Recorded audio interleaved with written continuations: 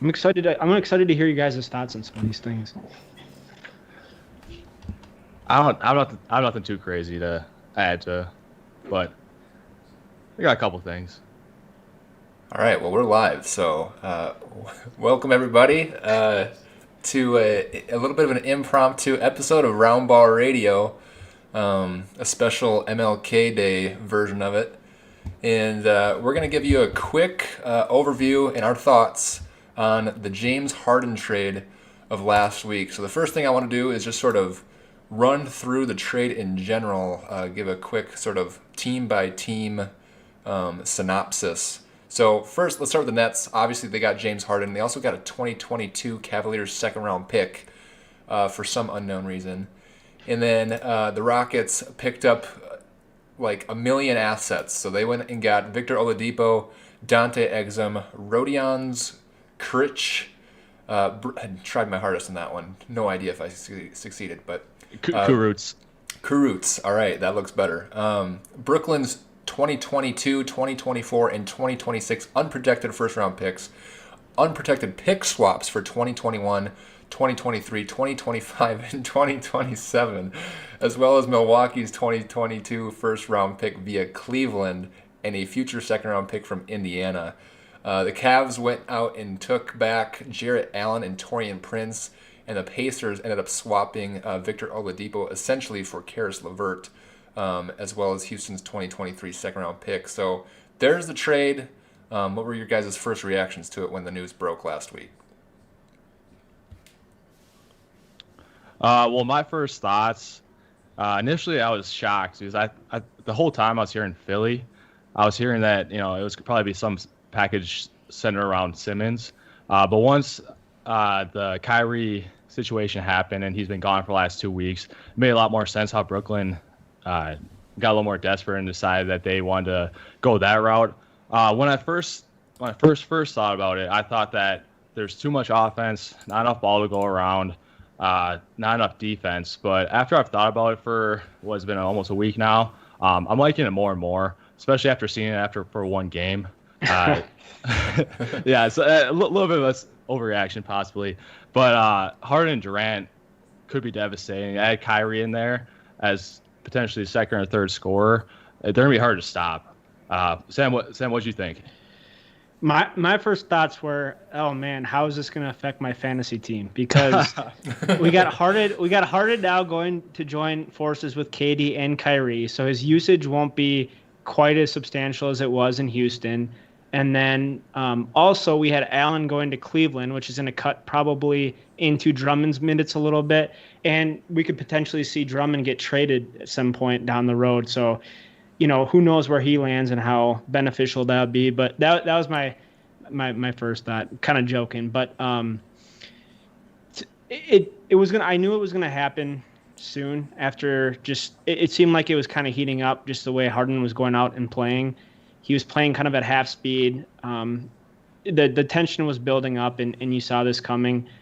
So it just seemed like the right time. To Dylan's point, I kind of thought it was going to be a deal centered around Simmons and sending Harden to Philly. So I was a little surprised to see that it was the Nets, but we'll get into a little bit how we think it will work. But I think I like the trade for the Nets, and I'm not too surprised that it happened at this point. Yeah, so I guess when I first saw it come across, I just sort of like breathed a sigh of relief for like everyone involved. It was like it had devolved so quickly in like that last day with the James's press conference where he said he had given everything to the city. Which, if you look at his performances this season, I'm not sure you can quite claim everything. But up to this point, maybe that's true. And then to see, the comments from John Wall and from DeMarcus Cousins, it was so clear that the writing wasn't like just on the wall. Like Harden was gone, and he wasn't ever going to put on the uniform again, and it was just over. So I just was kind of glad to see it. I was sort of interested to see it and where the pieces fell. I couldn't really believe that. Well, I can't say I couldn't believe, but it was surprising to me to see like the Oladipo involvement with the Pacers. The Cavs were sort of like an ancillary piece, but That was just sort of a strange realization to me that LeVert was sort of expected to be maybe the main prize from Brooklyn in addition to the picks, the main actual, player prize. And then to see him flip so quickly for an expiring contract in Oladipo was just strange to me. But Yeah, I realized pretty quickly that it looks like Houston's just going to tear it down completely. Obviously, they decided to go with a pick package compared to a Simmons package, and beyond that, instead of taking LeVert, they took an expiring deal in Oladipo. I mean, that's not to say they can't keep Oladipo, but to not get either Jarrett Allen, or LeVert on their team, it was just really surprising to me. And they even flipped the Jarrett Allen. It's basically Jarrett Allen for a first round pick again, which was like the blocky pick. So, yeah, it was surprising. I mean, the more I think about it, it makes sense with the contracts they have between Wall and I guess Cousins only a 1 year deal, but a couple of their players are on longer deals that are probably not worth it. So if they were to take Simmons, that could have been the next guy who's unhappy if he didn't want to be there. So the more I think about it, the more it makes sense to me. But I was surprised, at least at first. Well, so did you see any of the reports where they were claiming that like the Nets were interested in including Kyrie in the deal and the Rockets didn't want any part of it? Do you believe that part of it? Do you believe that like they ever talked seriously about including Kyrie in the deal and that the Rockets actually backed out of it that way? I bet that I wouldn't be surprised if the Nets, or I'm not surprised that the Rockets would not want Kyrie, just because he hardly plays for the Nets. Like, what makes him think that he's going to play for the Rockets? And he's so flaky. So I think they would have real concerns that he would probably just not play any games with him, and he'd probably retire before he stayed there long term, to be quite honest. But if from like a net standpoint, I don't think it's too crazy to think that they would have shopped Kyrie in that deal for Harden. I think what it comes down to, though, is just not upsetting like Durant and like the core that they have and the chemistry. Obviously, those two guys came together in Brooklyn for a reason, and so if they were just to kind of like ship out Kyrie, I'd feel like Durant probably wouldn't take that too well, and so that could cause some problems. But obviously, Harden's the more attractive player and the guy you much rather have. So if the only way to acquire him was to get rid of Kyrie, I think they definitely would have pulled the trigger.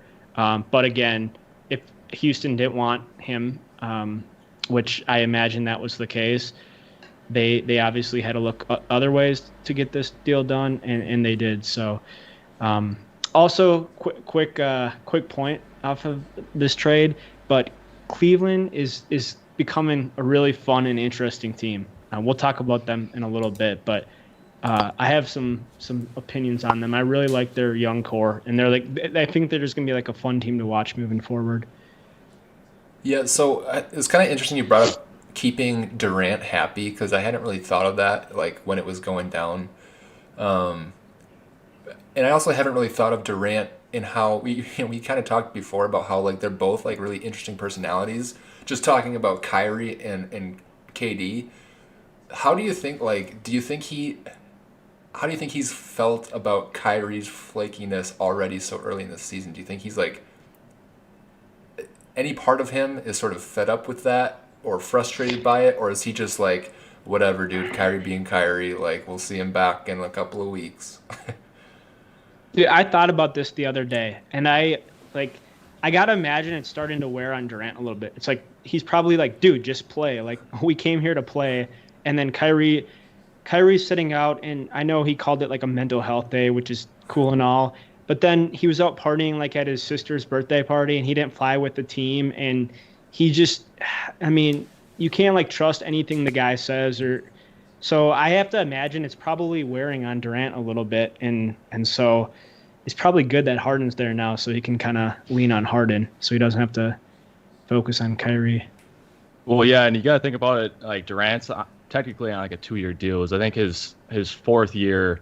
So obviously his first year was injury. This is his second year, and then he has 2 more years. I think he might have a player option for the 4th year, and so he has a limited time in Brooklyn. So he needs to maximize the years he has there. So I think this is kind of like Kyrie insurance. I'm sure Durant had to obviously sign off on this deal, and I'm sure he saw the writing, what Kyrie's been doing, and he knew he didn't have enough if Kyrie wasn't there. So get another superstar, have your big two like all the other teams in the NBA, and go to work. And if you get Kyrie, that's great. That's a cherry on top of the cake, or cherry on top of the sundae. But otherwise, you have the big two that you need to compete at a high level. So, Dylan, you mentioned like being super stoked watching Harden and KD play together and seeing how good they look together. But you also mentioned some concern early on, like when you're sort of like thinking about the trade, about like whether or not there's enough ball to go around. Are you at all worried about the introduction of Kyrie into that offense, or what has alleviated those concerns? My concerns haven't been alleviated, especially because I haven't seen Kyrie play.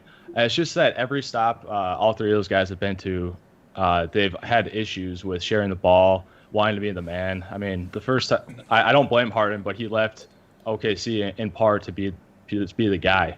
Well, same for Kyrie out of Cleveland, right? Exactly, and then also the same. I mean, Durant, not as much. But he wanted his own team. So you have three guys that want the ball and want their own team, and so obviously there's going to be some friction at some point. But depending if they can get the pecking order in the right order, I think they can make it work. But to me, number one's got to be Durant. He's the best player on the team, so they need to prioritize him and hit him in the offense. But the only tough part about that is he's their best defender too, and he's the only kind of versatile defender on their team. So, well, do you think that? So, speaking of KD being the best defender, I also feel like KD would also be the most willing to play third fiddle to the other two. Do you think he'll willingly take that role, or do you think for the good of the team they have to make sure that doesn't happen? Well, for the good of the team, that it shouldn't happen. I mean, if you want to look at like all their strengths, if Harden can eat up the middle innings, Durant is the closer, and Kyrie as a secondary ball handler. That would be the perfect situation. It's just if Kyrie is able to do that, if Harden is able to see the ball at the end of games, I think it can work. It's just it's so weird. And now that I'm trying to talk it out, it sounds even more weird. But yeah, if they can get, I mean, it's got to be Durant number one, and then I think it has to be Harden. But I don't know if that's going to happen or not. I'm just really curious to see how it plays out. I think we both agree, though, that it's probably, well, Durant and Harden are definitely the top two. It's funny, though, because remember when Kyrie, he kept complaining when he was in Cleveland, he didn't want to play second fiddle to LeBron. Yeah. And now he's here in Brooklyn playing third fiddle to now Harden and Durant. So I think, well, I don't think it was an issue of him playing second fiddle. I think he just he didn't like the attention that LeBron got.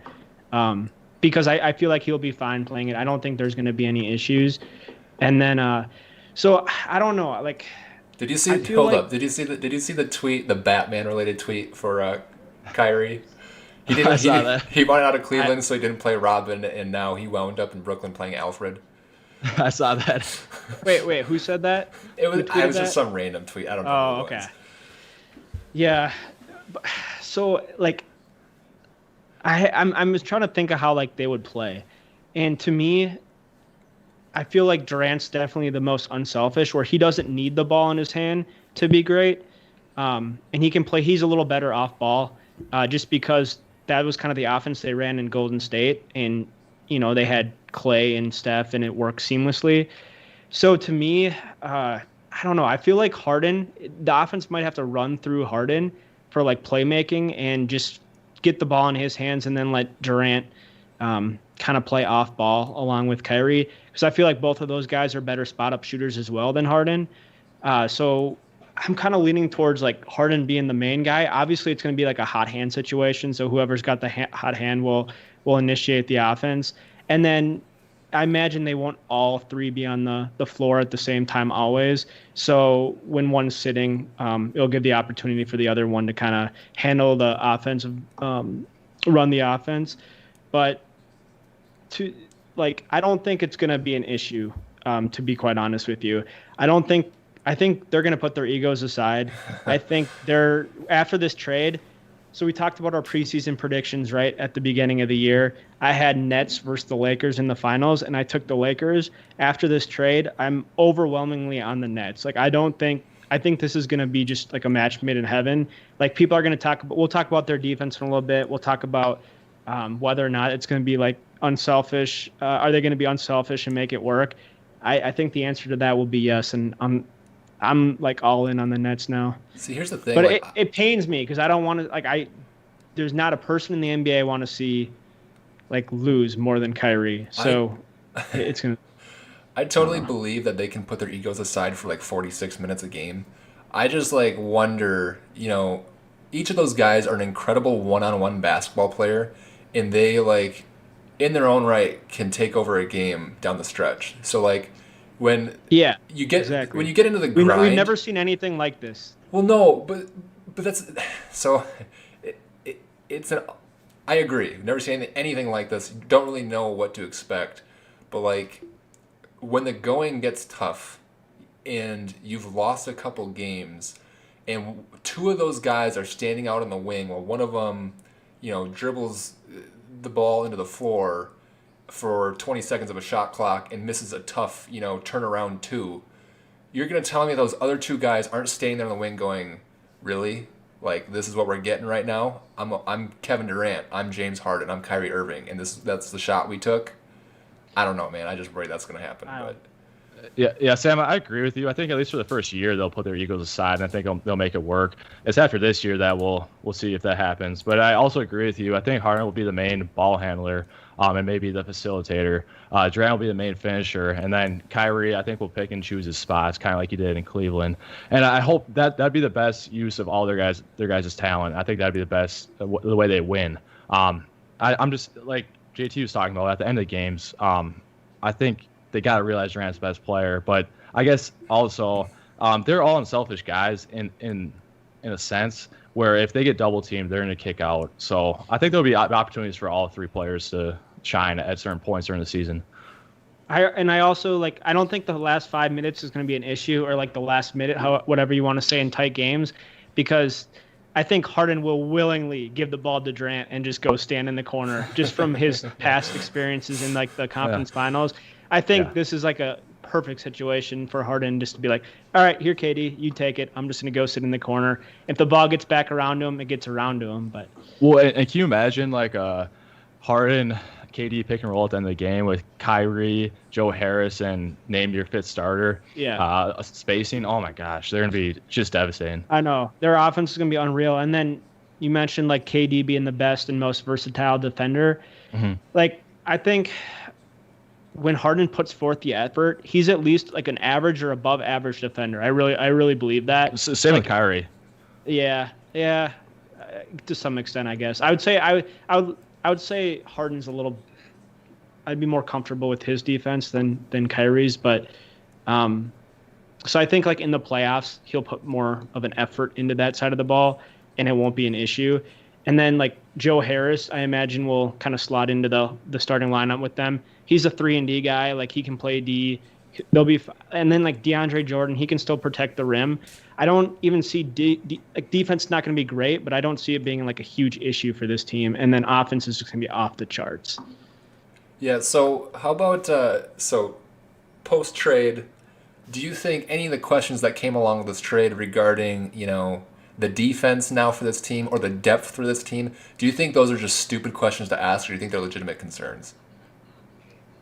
I personally think it's like a non-factor. I had 5 teams coming into this the start of this year that I considered contenders. I'm down to like, just with this trade, I'm down to like 3. It's like the Clippers, Nets, and Lakers. And I don't think the Celtics or Bucks have much of a chance versus this Nets team, to be quite honest with you. I really don't think the Bucks have a chance against like Harden, Kyrie, and Durant, just how they can shoot and score. I would say the Celtics, it'll be interesting to see what they do at the deadline. I'd be more inclined to pick them if they were able to pull off like a big trade that helped them. But to me, like, none of it matters. Like, you can talk depth, and I get that. Like, they still have some guys who can come in, space the floor, shoot the three. So that's not a concern for me. And then defense, they're not going to have to play defense. They're going to score so much. So I really don't think it's a concern. We can nitpick, but. Yeah, I mean, if we're looking at it like for this year, all they lost is LeVert and Allen that were guys that were going to play big minutes for them. So replace that with Harden. Obviously, that's a huge upgrade. So you can talk about the future picks, but for this year and the next 3 years, it's a no-brain trade. I am concerned about the defense, at least in the regular season. And as we talked about in a prior podcast, you want to build up wins during the regular season. It makes your playoffs easier, less injuries, the chemistry helps. So it might be difficult in the regular season, but when it comes playoff time, they have enough there to put together an average defense, and their offense, like you said, will be devastating. I still have the Bucks as a contender that can beat the Nets, but they probably have vaulted ahead of the Bucks for me going into the playoffs. Yeah, with this trade. I hadn't quite realized how good the Bucks had been offensively, but I swear I just saw a stat the other day that put their offensive efficiency or offensive rating, their pace, was above the all-time record. Man, I watched them on Friday. They look unbelievable. They trade out some of their defensive guys in for three-point shooters, and they have enough versatile defenders in Middleton, Giannis, and Drew to make the defense work, and their offense is just unbelievable. I mean, I know it's not a Bucks podcast, but I'm actually pretty bullish on them right now. Yeah, so I think it's the same thing every year, though. No, but the thing in the playoffs last couple of years, they couldn't make 3-point shots. I mean, that was like a huge reason, along with Giannis, right? They shot way below their season average on 3-pointers, and they went out and got a bunch of shooters. So I think you could be right where it might come down to Giannis, and I think especially his free throw shooting. If you saw on Friday, he was 1 for 10. But at least they took the one weakness that have been laying down in the postseason, the 3-point shooting. They addressed that. So, and they also got that third starter that they didn't have before. So I'm more bullish, but I still see where you're coming from. Yeah, so I don't want to make this a Bucks podcast either. I was just going to say that I would, because of their offensive efficiency at this point, I would sort of keep them in that top contender list. But like you said, Dylan, I did watch that game with where Giannis went 1 for 10 from the free throw line, and I don't know if it was like a confidence thing, if it was a hot hand thing with Middleton, but it was sort of unbelievable to me at the end of that game that you've got a 2-time MVP in Giannis, and they stood him out on the wing, and they worked the other side of the floor. He was just serving as a distraction. Yo, Middleton's balling right now. Well, Middleton's good. I like Middleton. Dude, he 54, 45, like 95 splits right now. This dude he's been unbelievable start of the year. Yeah, Middleton's great. But all right, let's move on. And so we've pretty much covered the Nets side of this, but how about the other parties involved, specifically the Rockets? So first of all, do you think that the picks, was that the best route for them to go, or would you rather have seen them opt for your first assumption in a trade partner, the 76ers, and get something back like Ben Simmons? Well, it depends on what they were asking for. So I initially heard it was Simmons and then like Maxey or Tybal. Right. But then I heard later that they wanted Simmons, Maxey, and 3 picks. So, I mean, that's a non-starter right there. So if that's what Houston wanted, that's a no-go on the Philly side. And if it was just like what it was supposed to be, picks for Simmons and like maybe Maxey or a Tybal, I would at first I thought Simmons he's obviously the blue chip player. He's the best chance they have at having a good team and a good player going forward. But then I listened to a couple podcasts, and I know I shouldn't do that before I give my opinion. But by putting Simmons on their team, there's a definite time. There's a timeline to when you need to become good, because he's the type of player that wants to be on a good team, wants the limelight, is a superstar, right? So you need to create a good team in the next 2 or 3 years, otherwise he's gone too, and you lose everything that you just gained from this trade. So I don't know if their timeline would have been good enough in the next 2 or 3 years to keep him happy. So this probably makes more sense from an organization perspective, especially for a GM and maybe coach, where they will have a longer leash to improve into the future compared to having this pressure on them to win right away. So although I love Simmons, I really do like him as a player, but I'm not sure if you're going to be how big you're going to be winning in the next 2 or 3 years where you're going to keep him anyways. So I think the picks was probably the safer route and probably the right choice. You don't think they could have kept him beyond the 2 years? There's a shot, but I guess it depends on how they fill out the roster around him. And obviously, you have to design like a specific roster around Simmons. That's really tough. And then they're gonna be just good enough the next 2 or 3 years with him on the team, Wall on the team, some of their ancillary players that they're not gonna get a high pick. So you're building Simmons and then a bunch of middle round picks.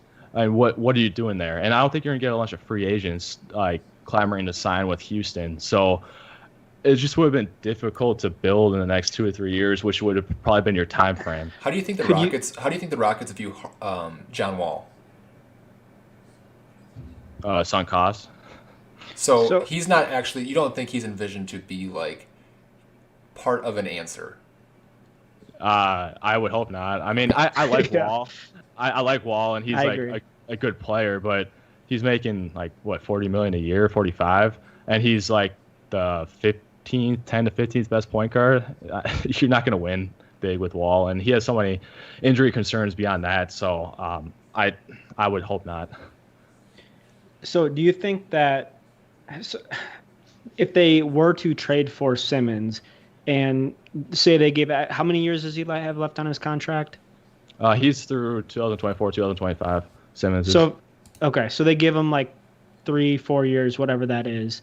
Mm-hmm. And then see if they can get a commitment from him long term. And if not, then they can turn around and trade him for more assets. So wouldn't that have been an option? Yeah, that would have been an option for sure. I just don't know if so. But you're not going to get the kind of assets you got for Harden. I mean, that's right. Well, but if you can get a commitment from him, if you can take like 3-4 years building a roster around him, showing that you're committed to doing that, and then hopefully get a long-term commitment from him, I still think that's the best return that they could have got in a deal for Harden. Yeah, I mean, you could be right. I just think that, between Harden, Kyrie, and Durant, and where the picks are at, they're probably not going to be on the team. So unless they might have some really high picks for Houston. And I think it's a safer route. And I also heard, not from my sources, from other sources, that Simmons didn't want to go there too. So yeah, there's some tweets that came out like right afterwards saying he had a huge sigh of relief when he wasn't in the trade. Yeah. I thought Harden to Philadelphia would have been extremely interesting. That would have been fun. I was really hoping for that. I thought it would be add like another contender to the East to compete with the Nets and the Celtics and the Bucks. Like you'd have like a real fun 4-way race in the East.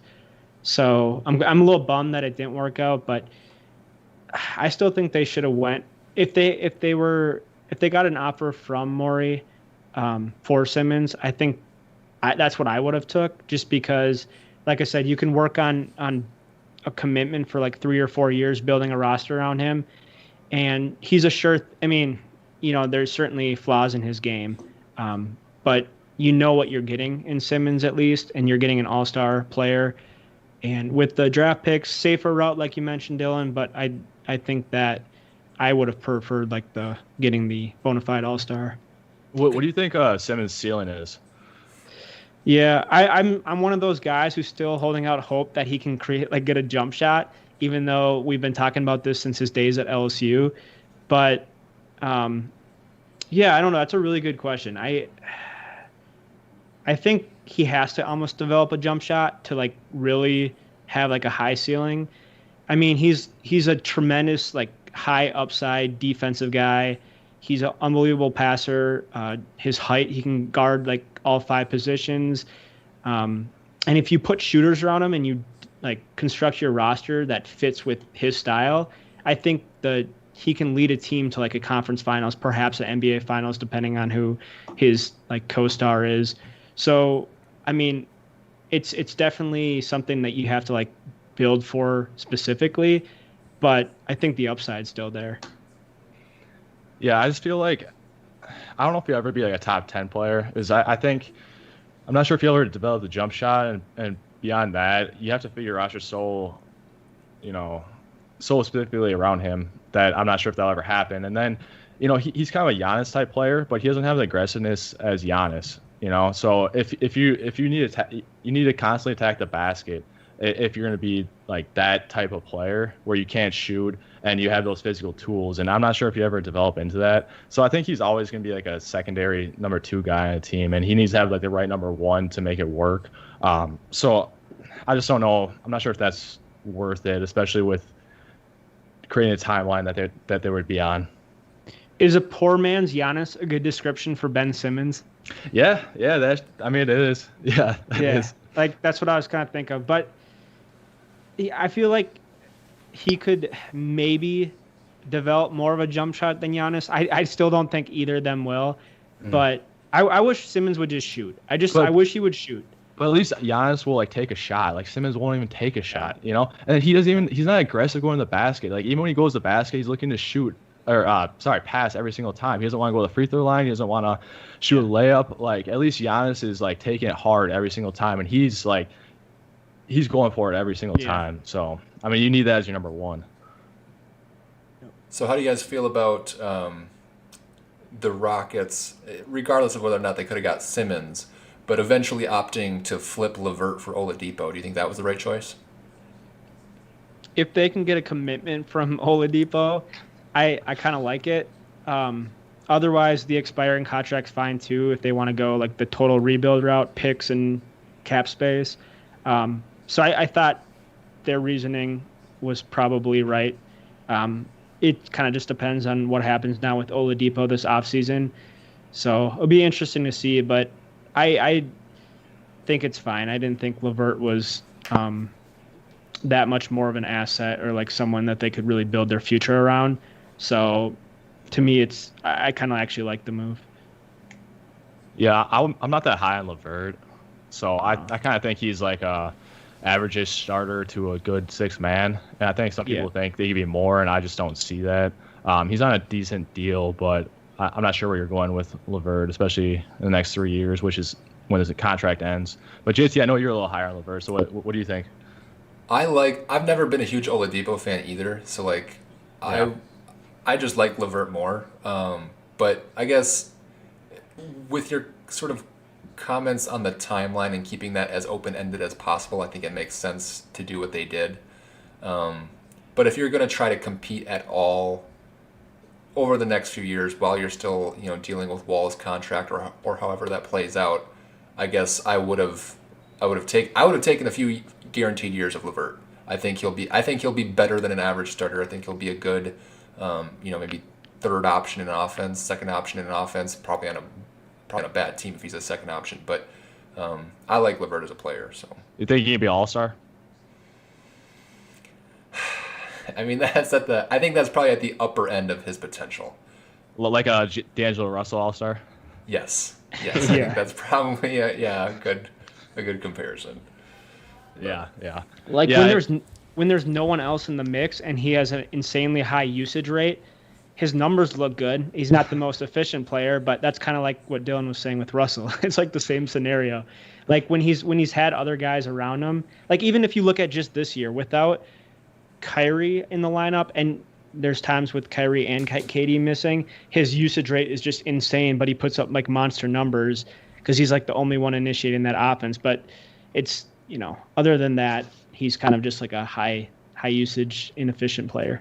Well, I was reading his stats too, and even his highest true shooting percentage was at like 52%, and like the league average is like 56. So even in his best years when he was kind of the man and like the running either the offense or the secondary, he never got more efficient than below league average. So I don't know how that's going to change, at 26, but.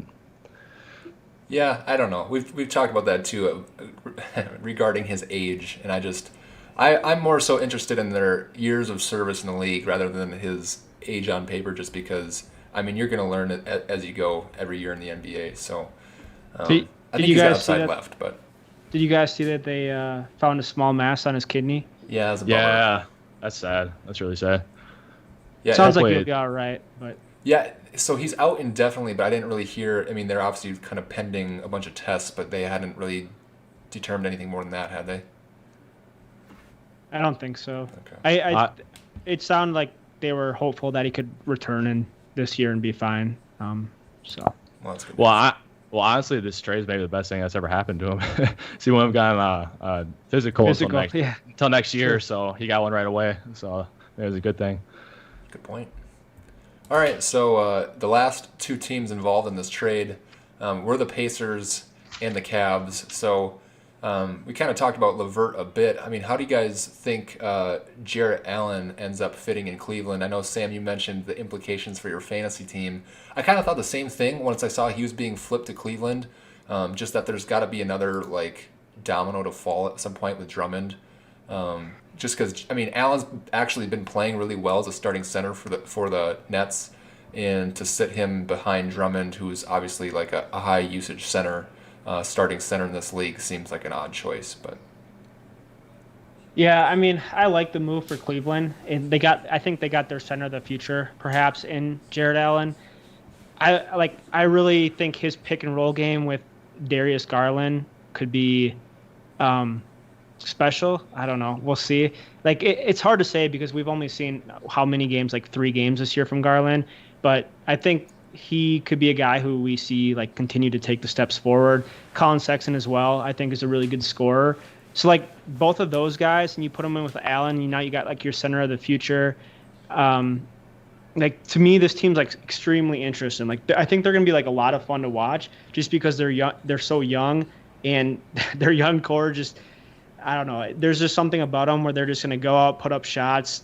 It might be not the most pretty thing. It might be inefficient, but like, yeah, I think it could work though. And like, I'm excited to see how this team is going to do moving forward. Like I mentioned, the Hornets is a team that I really like watching this year with some of their young guys. I think Cleveland's I'm putting into that conversation now, and I'm gonna keep my eye on them. I think this is a good move for them. It's just like no risk. High reward type deal.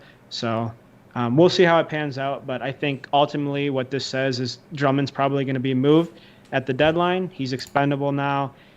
He's got a big contract. They have Allen. They got their center of the future. I think for my fantasy team, I imagine we'll still see Drummond in his normal role, normal minutes. I hope I don't take too big of a hit on that, but I imagine that Allen will cut into those minutes a little bit. But I guess for me, it's like comes down to where he ultimately winds up, and I hope it's with a team where he can just go because he's like not a great player, but fantasy wise, he's leading me into a great season this year. So it'll be interesting to see how it shapes out. Yeah, Cleveland has the best nickname for their backcourt in the league. What is it? Oh yeah, Sixland. Sixland. That's great. Love that. But yeah, no, like Allen fits their timeline for Sexland, so that's the big thing for Cleveland. And then they have those other bigs. They have like 10 bigs on their team, but they're more expendable now, and they hopefully get some picks or some other players. So yeah, between Sexland, Allen, and then Okoro, I mean, they have an interesting young core. I'm not sure how good or how much upside, but they're fun. Okoro's a guy I didn't mention too, but he's the guy I told you guys I really liked during the draft. Yeah. They're playing him so many minutes right now. He's playing like upper 30s every single night. It's crazy. Yeah. And he's not, he hasn't wowed me by any stretch of the imagination, but he's young, and I guess I didn't even mention him with their young core. It'll be fun. Yeah. Well, he's been playing really good defense, and rookies never play good defense. Yeah. That was his calling card coming out of the draft. Yeah, so I think it makes sense for their team, and all they gave up was like a late first-round pick for Allen. So, I mean, it's a good move. I mean, they're going to have to pay him now. That's the only thing. It depends on how much he's going to cost, but I generally like the move. Yeah, they're quietly putting together like a good, young, fun roster. Like, yeah, I think this is a good move. You take a late round pick, first round pick, and you get Allen your future center to go with your young backcourt. I like the move. Yeah, I'm not sure how much of a Colin Sexton fan I am. He is super high energy, and like he's exciting one way or another, I guess. But I guess I didn't realize how much I liked that roster either until I looked at it post-trade. Garland and Sexton, yeah, that's a fun young backcourt. I do actually really like Isaac Okoro, and regardless of whether or not he's wowing you, he's going to be low usage in this offense with the other options they have, veteran and young. Oh, for sure. So I think he's just playing the right way in that system right now. So I think Okoro will be good, and then the two rebounding monsters at the power forward and center position. That's just kind of fun to watch too. But hey, I would be very clear though. Like they don't have any like number one guys and their high upside guys in their roster, so they have a bunch of good role players. So I don't know if they're actually gonna be real good, but they'll be at least be fun.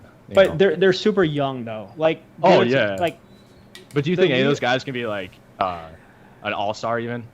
No, I think for the most part. Well, I have to see more of Garland. Yeah, I haven't seen enough of Garland, but from what I've seen from Colin Sexton, just the leap that he's taken this year, like. He's been super good so far this year. He's averaging like 25 a night. So I think he's going to be mainly just a scorer, really. He's kind of be more of a one-dimensional guy. But he's 22 years old, and he's scoring 25 a night.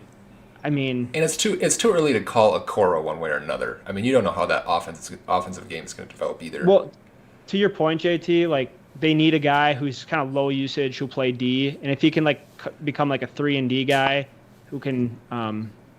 knock down the three ball, I think that he would fit in perfectly with all these high usage guys. Hey, do you know what they remind me of? Who? Wolves. No. The Nets from a couple years back when they had Dinwiddie, Russell, Jarrett Allen, and then LeVert. I mean, that's like the same team. When you think. No. Yeah, it is. Dude, these guys have a lot more upside. They're a lot younger. I don't know about that. But people thought that about Dinwiddie and Russell. Because Russell was all-star. Dinwiddie was averaging 20 a game. Russell got a max contract, man. Yeah, LeVert and Okoro, I mean, kind of similar talents. And then Allen is the same guy. So, I don't know. Like, we've seen, like, Sexton now make the leap, like, in his third – this is his third year now. So, he's gotten better each year. Like, when we first saw Russell come in, I feel like he was nowhere near – I guess he was kind of close to what Colin Sexton is. Terrible at. But he was terrible when he came in with the Lakers, right? Yeah. Yeah. Well, so I feel like with Sexton though when he came in. Yeah. Well, he came in with just an absolute horrible team, and like they've gotten like incrementally better. So like, I don't know. I don't know. And then Dinwiddie, I guess you can kind of compare him to Garland, but like again, we haven't seen Garland that much. So like, I feel like his ceiling's a lot higher than Dinwiddie's is. Yeah. Like, I don't know. I just thought I was thinking about this yesterday too. Was like, I was thinking of Brandon Ingram was the guy I was thinking of, and I remember just watching him in his like first few years, especially in LA. I was like, man, this guy is probably not going to be what people were saying he was going to be coming out of the draft. Like, I don't think he's ever going to reach his ceiling. And then I was watching the Pelicans the other day, and I was like, okay, he's actually developing into like a really good young player. But I was so quick to judge. Like, we don't give these guys, like, they're not all going to come out and be like LeBron James and Kevin Durant.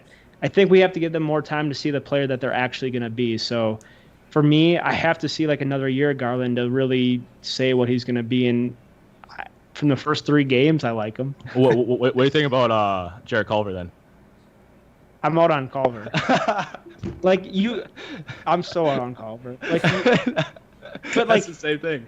I know, but Culver was not the player that like Sexton was in college. Even Sexton was a huge scorer. Like Culver just throws up bricks.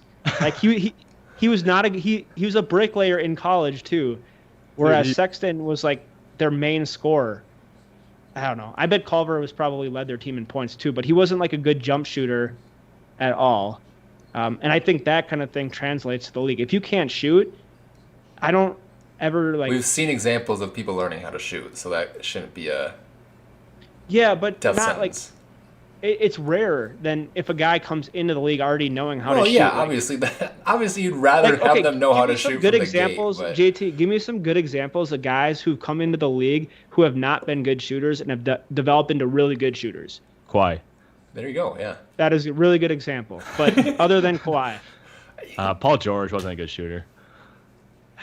Basically, you take. I don't know much about his college numbers. I'd have to look in that one. You take any. But Kawhi, I love Kawhi example because Kawhi I remember in his first few leagues, I was like, there's no way this guy can even be like a top 2 option on a team.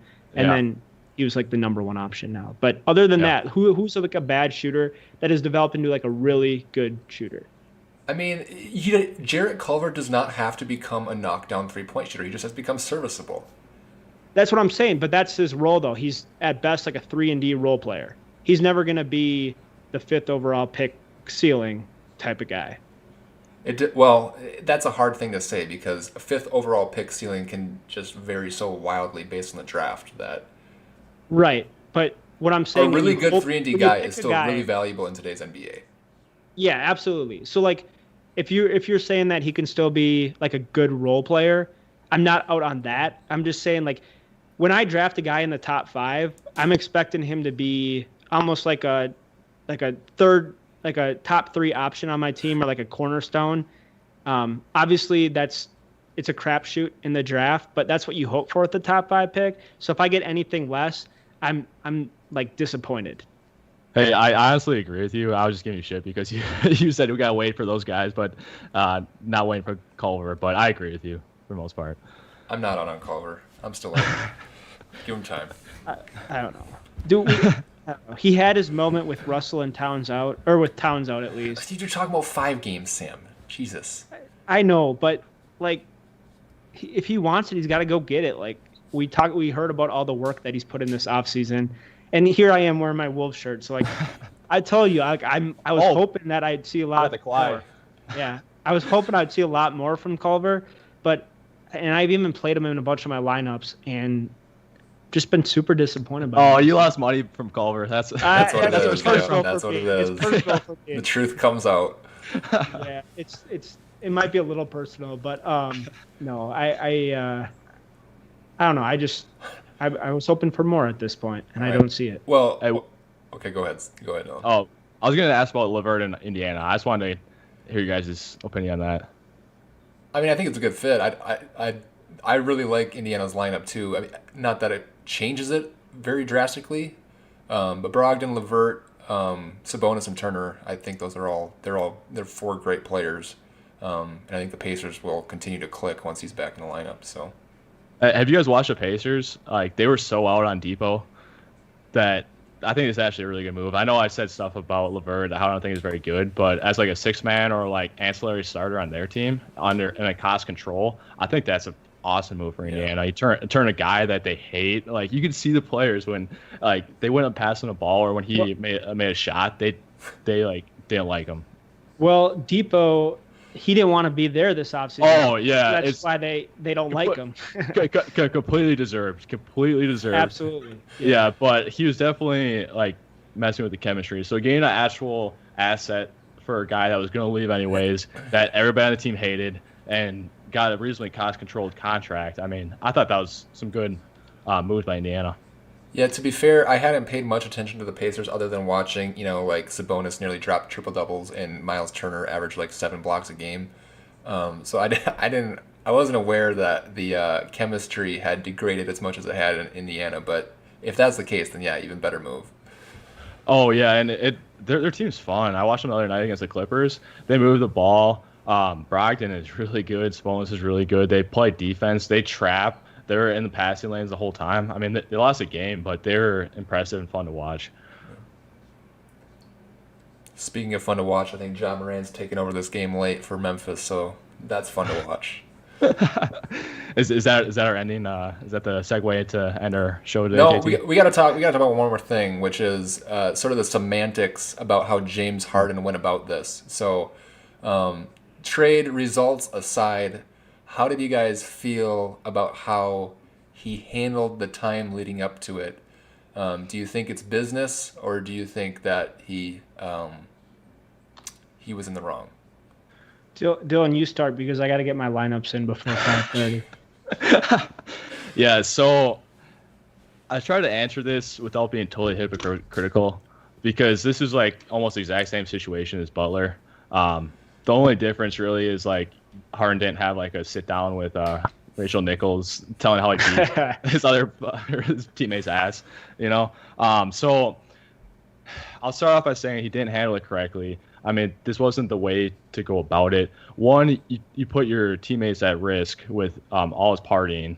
Two, he's disrespectful to all his teammates, saying they didn't have enough, they weren't a good team. He gave all he had. And then three, if you saw him during the game, he gave like no effort.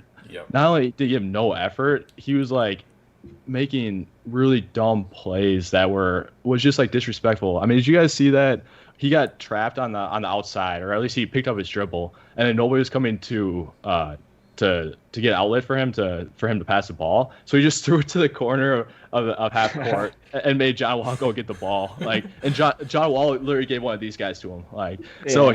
So he was really poor and handled it terribly.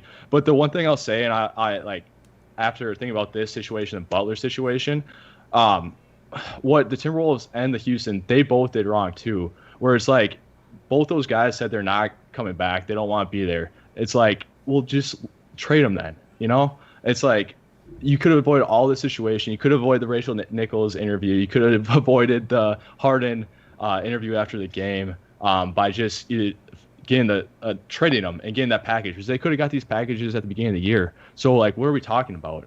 So I think it's both wrong on both sides, but Harden's definitely more on the wrong. Do you not? So here's a question that I struggle with, and that's, do you feel like professional athletes in general should have an obligation to play out the contracts that they sign? I mean, that's difficult to say because, you know, the teams have the ability to trade the players whenever they want. And so basically, in sense, voiding the contract, while the players don't have that same ability. So they're using their leverage and their power to affect their situation.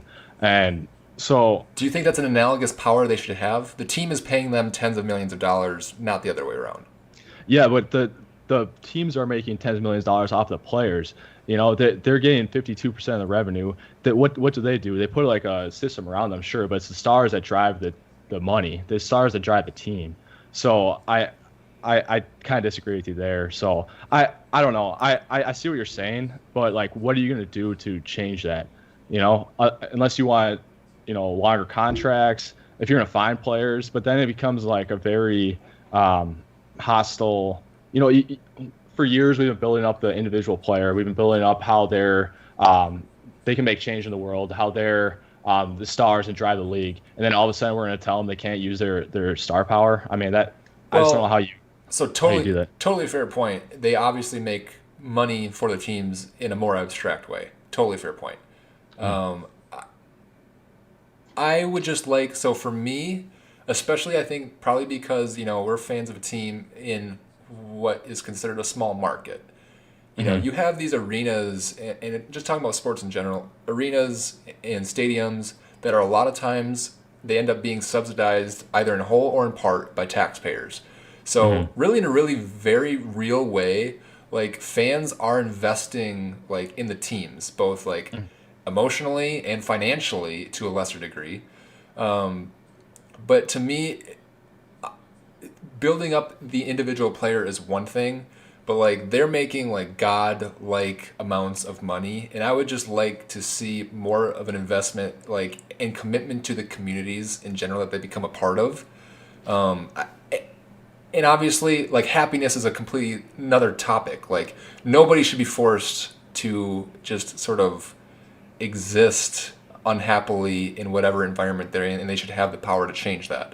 But I don't know. It's just, I see what you're saying, but like, at the same time, it's bigger than one team or, you know, one player. Like, it's like some people's legacies and like how they're remembered. So it's hard for me to say like one way or another, because like, if you look at LeBron, like, I always talk about LeBron, but when you think about LeBron, like, at this point in his career, he doesn't need to play all the games he's playing. You know, he doesn't need to play that hard, but he wants to build that legacy that lasts forever, that he's the best player ever. He wants that MVP. He wants the championship, you know, and I don't know how that that doesn't. No, and you know what? Like, you can be confused by the arguments you're making because I'm the same way. Like, no. There's so many sides to it. Like, it's hard to actually choose one definitively. Yeah, but like I know like LeBron, like he's working towards something that will last forever, right? And if he didn't use all his ability and all his leverage, and he thinks he sees it as like a higher power, a higher being, like doing something to change the world, right? And what if he wasn't able to use all those abilities? What if he wasn't able to leave Cleveland and go to Miami? But what if he was, and he did when it was time. Yeah, no, I understand that, but like I just think there's if you can put checks, but like you also need to have like allow that individual freedom, and I don't know how you enforce that. That's kind of what I'm saying, and I don't blame any of the players for taking their destiny into their own hands. That's kind of what I'm saying. Yeah, I don't know. So I'll just say this. I'll just say this about the whole situation. So the time at which it really started to bother me was Harden's comments after the first game in Brooklyn, which was when he said that things are really, really easy when you play with really, really good players, and how he took like a couple of opportunities to like disrespect his former teammates when he has done nothing but disrespect his former teammates all along. It just drives me crazy. But well, yeah, and he has a lot less to bitch about than some players. His organization's done everything they could to create a win around him. They got him good players. They got him good support players. They went to the Western Conference Finals. Like, there's a lot of other teams, like maybe like Booker, Towns, even like Dame. They could bitch all they want. They don't. Well, as of yet, they're not bitching. Yeah. So yeah, I see what you're saying. I just think in general, you need to allow some freedom, and I don't know how you would stop players from using their leverage that they have to. And I don't think there's anything you want to do to take away that leverage. I think that would just become a bad thing for the league. But then it's also a bad thing for the league, so right. it's double edged. I don't know. It's tough. Sam, you get your lineups in? Dude, oh my gosh. I didn't get them in on time. So I'm playing $50 worth of lineups, and I have the same lineup for every single one, which was just the lineup that I fill in right when I reserve my entries so that I don't have like no one playing if I miss it. So my lineup is just absolute crap. So I'm either going to lose all my money this afternoon or I'm going to win I'm going to double my money. Oh my gosh. It wouldn't take for some reason. I didn't think we'd be going this long, so I kind of screwed myself. Did you have Culver in any of your lineups? Nope. He's not playing today. Well, he played, yeah. 7-7. Great game. No, I got Drew Holiday, Tim Hardaway Jr., Joe Harris, Kelly Oubre, Lauri Markkanen, Draymond Green, Chris Boucher, and Steph Curry. That might be the worst lineup I've ever heard in my entire life. I don't know what the circumstances are. I don't know how you choose a lineup, but Jesus Lord. You have to fit in with the salary cap, JT. You can't just pick all the best players. Well, you didn't pick a single good player. I got Steph. I got Steph, and then who's my second highest? Highest salary, like Drew Holiday is my second highest salary, and then Chris Boucher. Maybe Draymond next. No, not Draymond. It's Markkanen. Then Draymond. I don't know. It's bad. So I'm probably Agreed. Probably gonna take a big hit to not a big hit, $50. I can live with that. But anyways, what were we talking about? Yeah, no, you're good. We're good. I talked too much about it already. Yeah, no, we're good. We're good. No, we're good. I deserve my. No, my you turn. don't. No, you don't.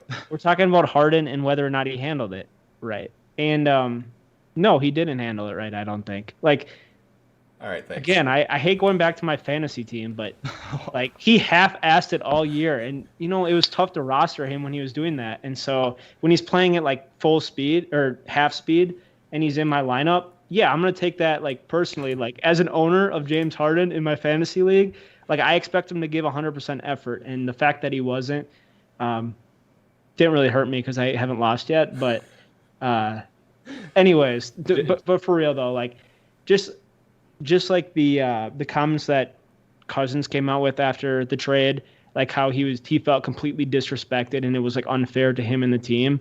Like that's exactly how I feel. There's like a better way to handle it. Like you can still go out there, give 100%, and then like behind the scenes, like your agent works with the front office, get you moved out of the team. You don't have to like go out there and not give it 100%.